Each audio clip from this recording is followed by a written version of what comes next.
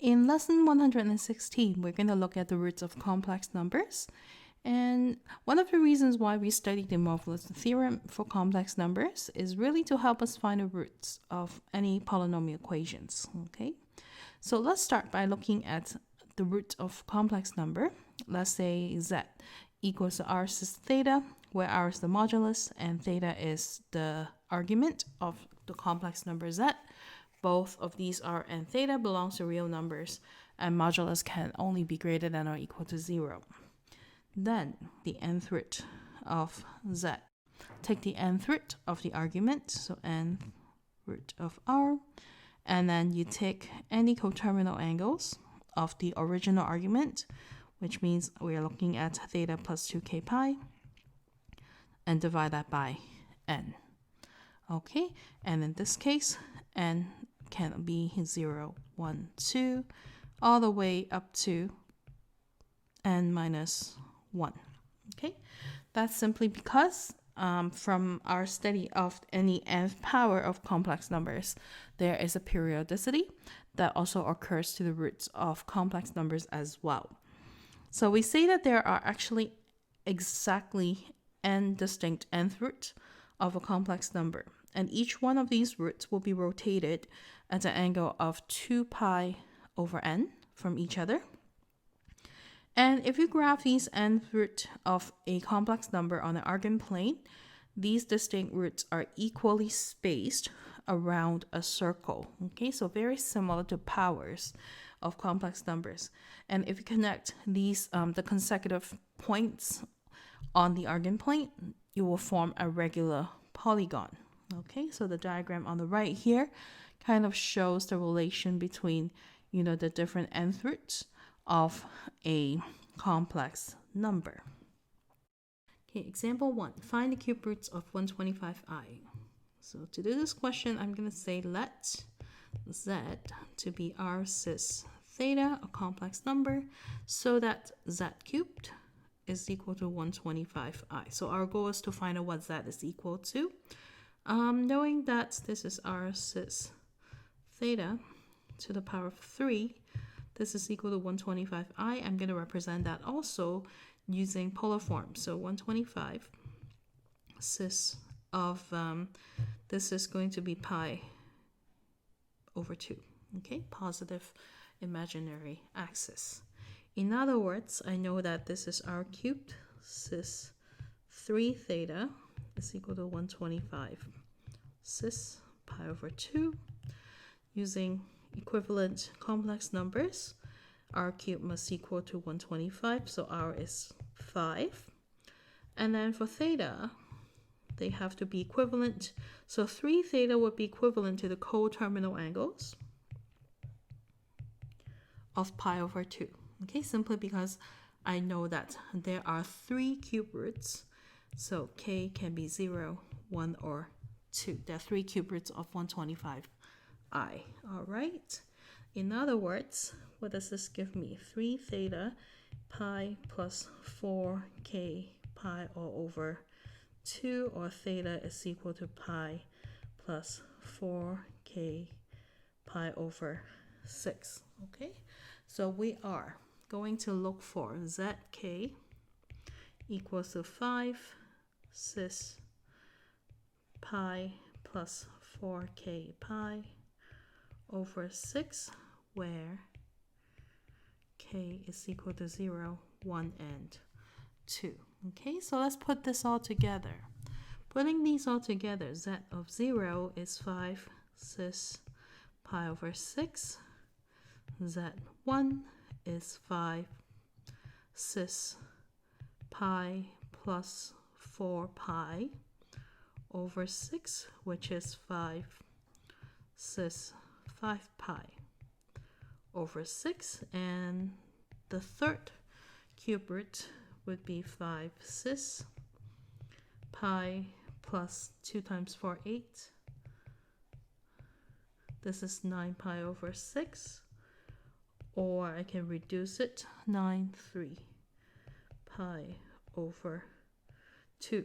Okay, so clearly the last answer here is actually the negative imaginary axis, so this is -5.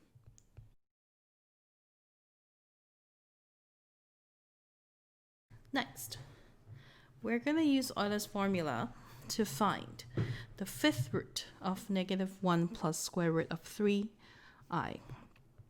So because we need Euler's formula, it's first convenient to figure out what's the argument of the complex number -1 plus root 3i. Well, this is going to be 1 plus 3 root 3 squared, so 3. This is 4, so 2. And then in terms of the argument, we're negative, positive, so we're right here, -1 square root of 3. So I know that this is going to be a pi over 3, so 2 pi over 3 would be the correct argument.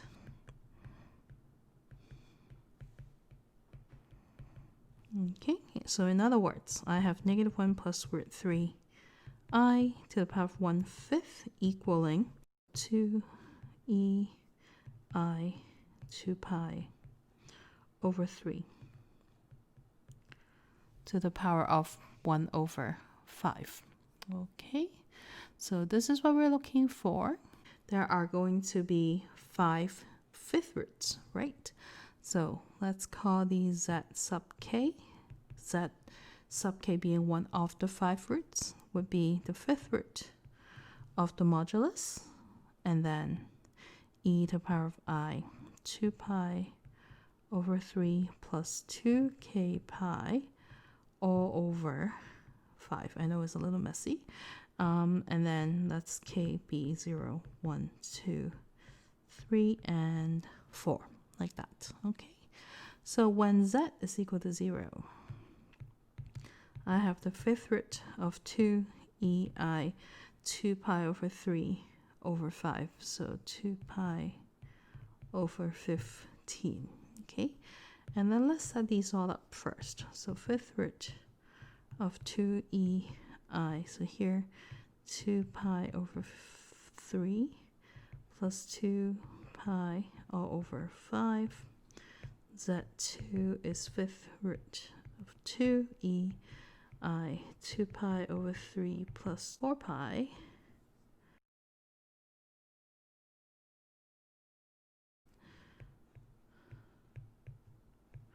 KE this time is 2 pi over 3 plus 6 pi over 5.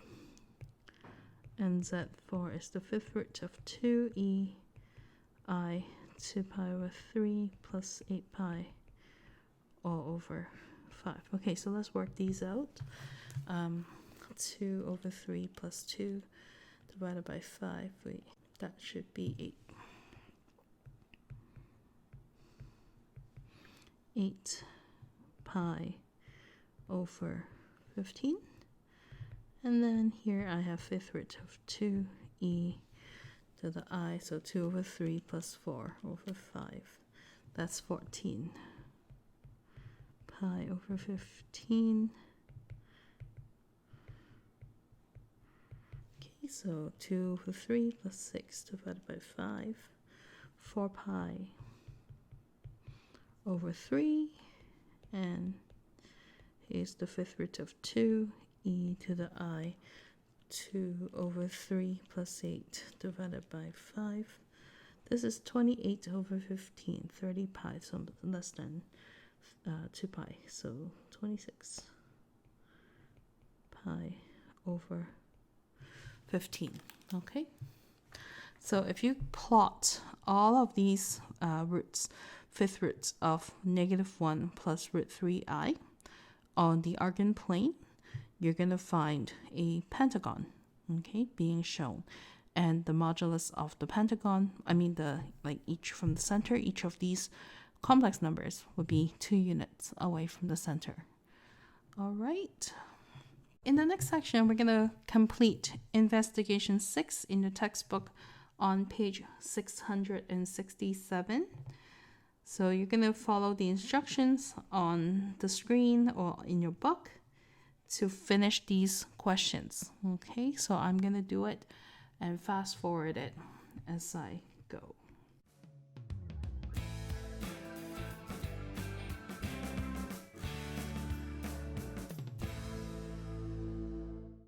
solutions to the equation of z to the power of 5 minus 1 equals 0 will give us a regular pentagon or the regular n-gon if we answer number 5. So for number 6, we kind of notice that, there are n distinct roots of these equations, and they are all separated by 2 pi over n, starting from z equals to 1.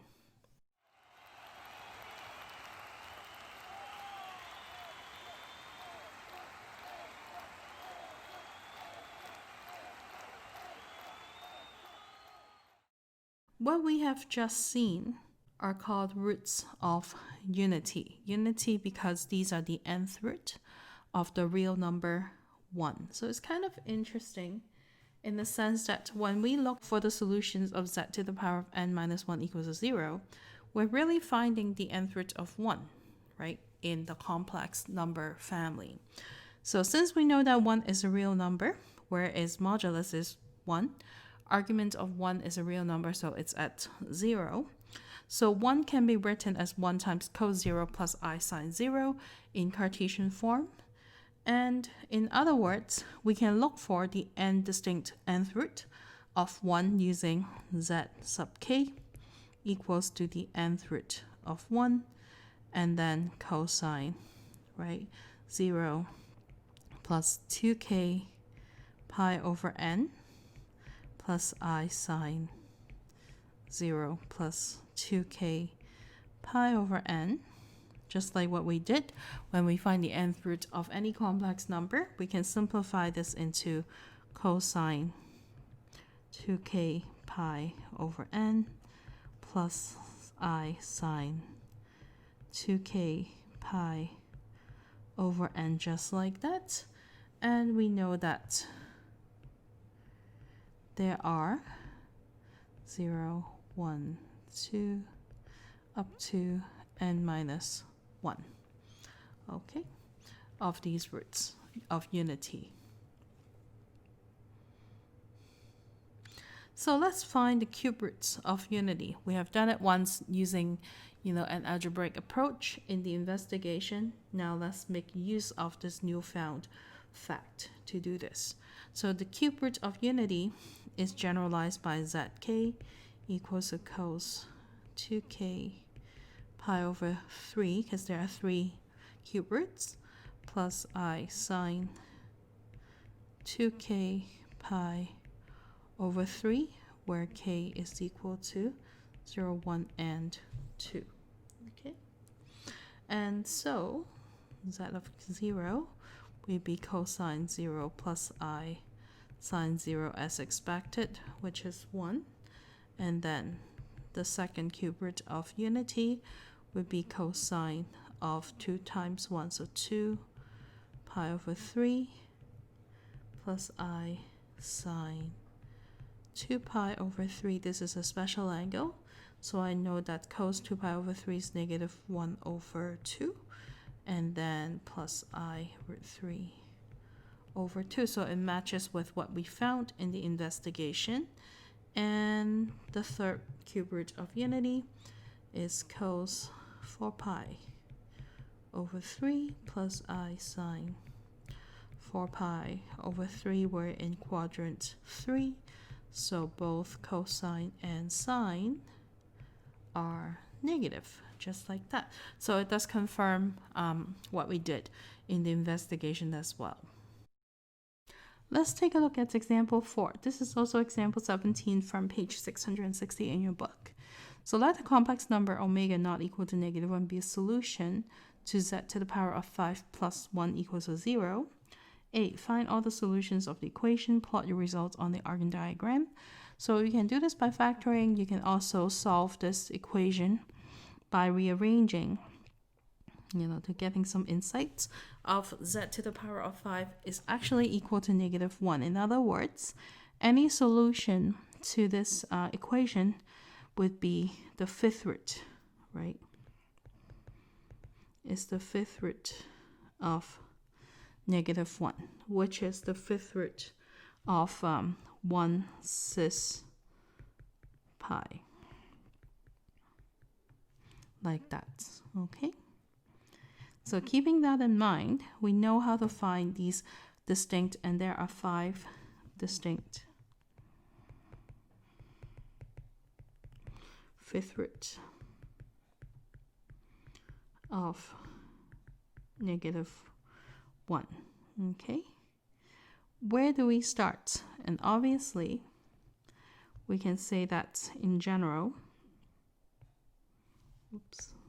k can be equal to the 5th root of the modulus, which is 1, so 1 cis pi plus 2k pi over 5. Okay, where k is equal to 0, 1, 2, 3, and 4. So let's see what that gives us. So when k is equal to 0, I have cis pi over 5. 1 cis pi plus 2 pi over 5. 1, 2. This is 4 pi, 2 times 2 is 4, 5 pi over, so this is pi, which is -1. So we reject this as omega cannot be -1. Moving on, omega 3 cis, I have pi plus 6 pi over 5. So this is 7 pi over 5. And the last but not least, cis 4 times 2, 8, 9 pi over 5. Okay. We also know that these roots of -1, 5th roots of -1 are separated by 2 pi over 5 on the Argand diagram. So we know that even though we reject -1, it's still, part of the pentagon that can be formed. And then, so 7 pi over 5, this is omega 3, omega 4. Pi over 5 is here. This is like really omega 2. Okay, so those are the 4 solutions to this equation. Next, in part B, we are asked to show that omega 4 minus omega 3 plus omega 2 minus omega plus 1 is equal to 0. Okay. So what we also notice is that we can compare this to what's given to us in the equation, which is z to the power of 5 plus 1 is equal to 0. Okay. And since omega is a solution to this equation and it's equal to 0 if I plug it in, then we know that omega to the power of 5 plus 1 must equal to 0. And knowing omega 5 plus 1 is equal to 0, I can try to use the factor theorem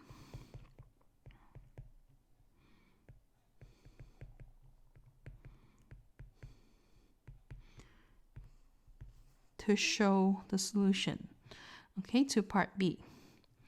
Because if I plug in -1, then I have -1 to the power of 5 plus 1 equals to 0. It goes to show that omega plus 1 is a factor, okay, to omega 5th plus 1 equals to 0.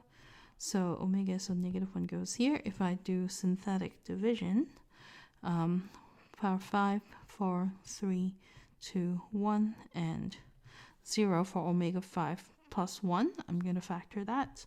I get 1, -1, -1, 1, 1, -1, -1, 1, 1, and -1. So remaining 0, so that works out. Then we have the following.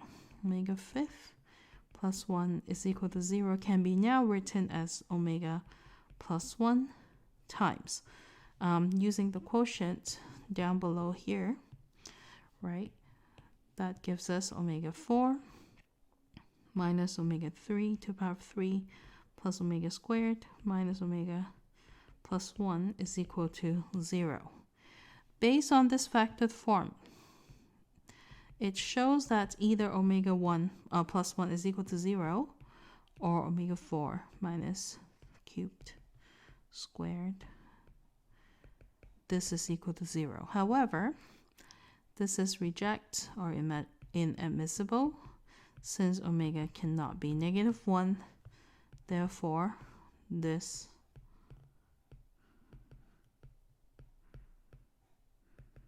must be true. Okay. Okay, part C. Hence, factorize the expression giving the coefficients correct to 3 significant figures where appropriate. So here we're asked to factor omega 4 minus omega 3 plus omega 2 minus omega plus 1. Okay, this is quartic.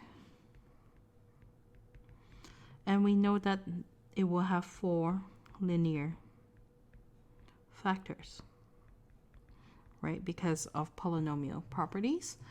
And we also know that because we're dealing with complex roots, there must be conjugate pairs, because complex roots come in conjugate pairs, right?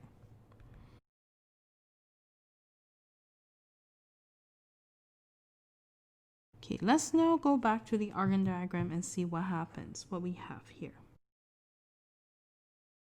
We notice that omega naught and omega 4, because they have the same real part but opposite imaginary parts, they are complex conjugates.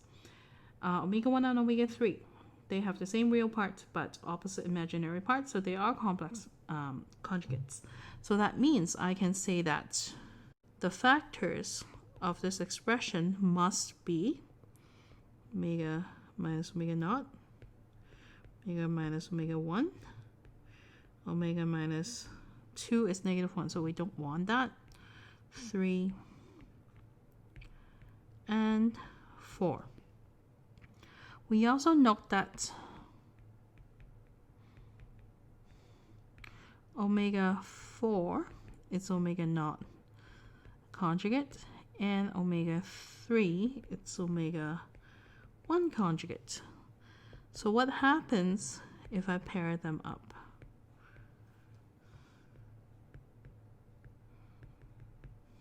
Okay, so let's write this down. I'm going to expand each pair of binomials, also called binomials. So omega squared minus omega naught star, omega naught plus this is one group. And then omega squared minus omega 1 star, omega 1 plus omega 1 star. Okay, so here I have square omega naught star plus omega naught. If I factor out omega, I notice that I actually have some sort of a quadratic, right, times a quadratic, which is expected for a quartic function.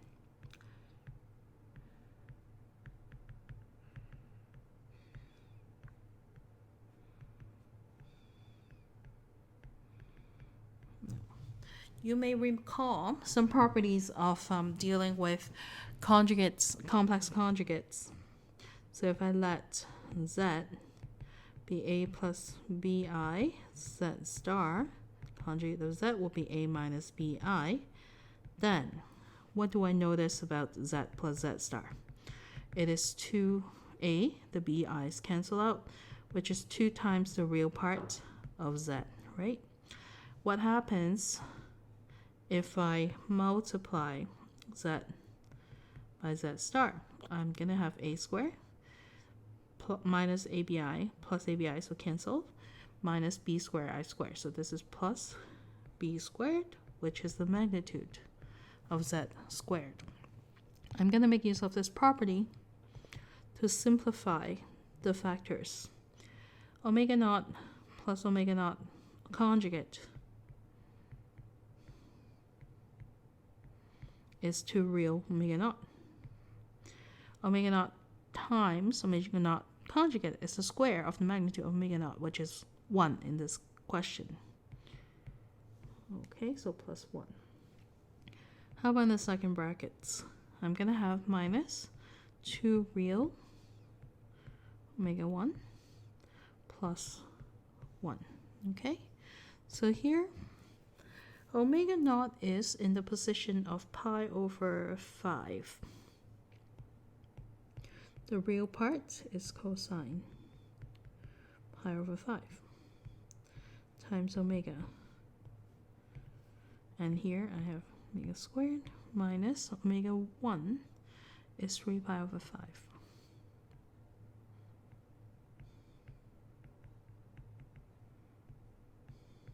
Oh, I'm missing.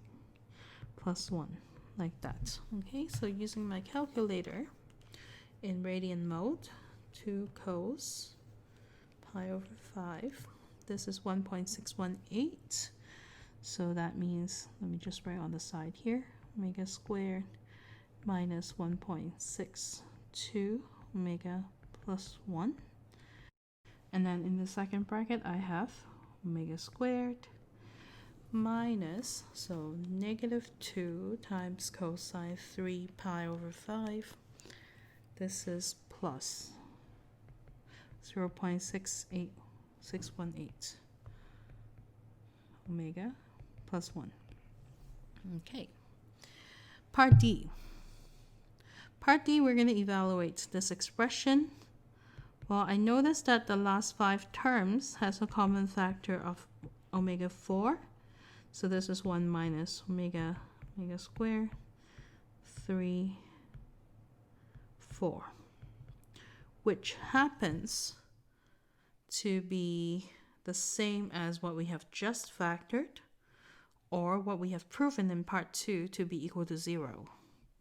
So I have 1 plus omega 4 times 0. This works out to 1. Okay, so let me make a note here. This is from part B. Okay.